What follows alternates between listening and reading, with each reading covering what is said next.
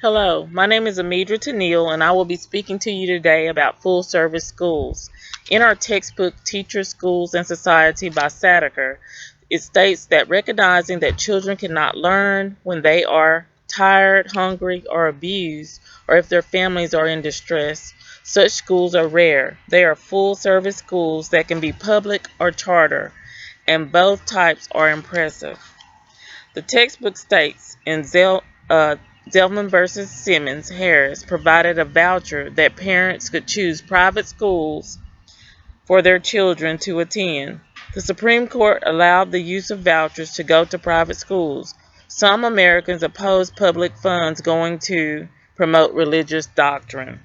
Moreover, the concept of catering to the whole student is a great idea that promotes good moral standards. It caters to the idea that everyone matters, whether rich or poor. It allows the community to come together with the school to provide great services for those who are less fortunate. It equalizes the opportunity for poor kids to get a good meal, provide health structure, promoting the option to get a quality education. In www.edutopia.org, full-service schools unite to meet needs of the whole child. Service agencies team up to provide the whole range of children's social, emotional, and academic needs, using the school building as a hub.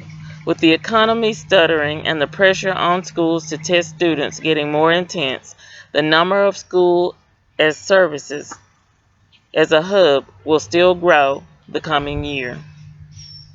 Molly McCloskey, Director of Constituent Service at the Association for Supervision and Curriculum Development, ASCD, outside of Washington, D.C., says the school is the receiver of everything that's happening in the economy and society.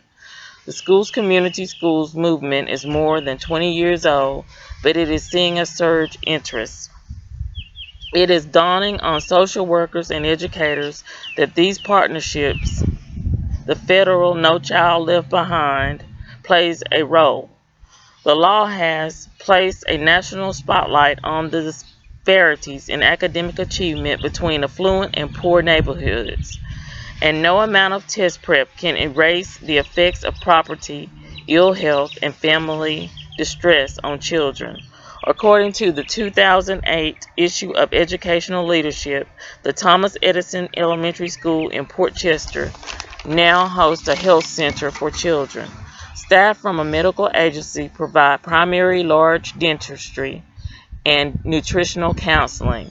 It's at a school where only 23% of students have health insurance.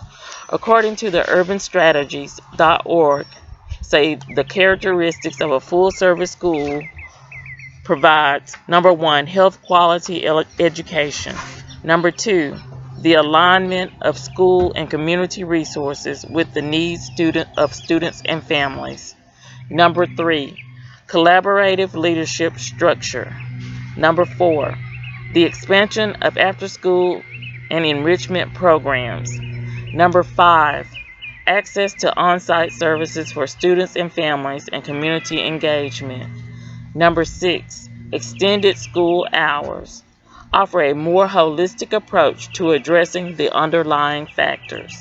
I personally think it's a great idea that full-service schools come together with the community to provide much-needed resources for students and their families. This is great because it fulfills the idea that healthy children can focus on getting an education. The book provides a percent comparison of those who oppose public funding going to a religious institution. 34% were in favor, 65% opposed, and 1% didn't know. Full-service schools are organized around the goals to help students learn and succeed and to strengthen families and community. They extend the goals of traditional public schools further. They are centers of their community that provide services to address the needs of students, learners, and build bridges between schools, families, and communities. They are schools that not only promote academic excellence, but they also provide health, mental health, and social services on the school campus. The website states that in the early 1900s, children living in poverty in the U.S. were predominantly immigrant families. By 20th century, many critics began to recognize schools as being social centers.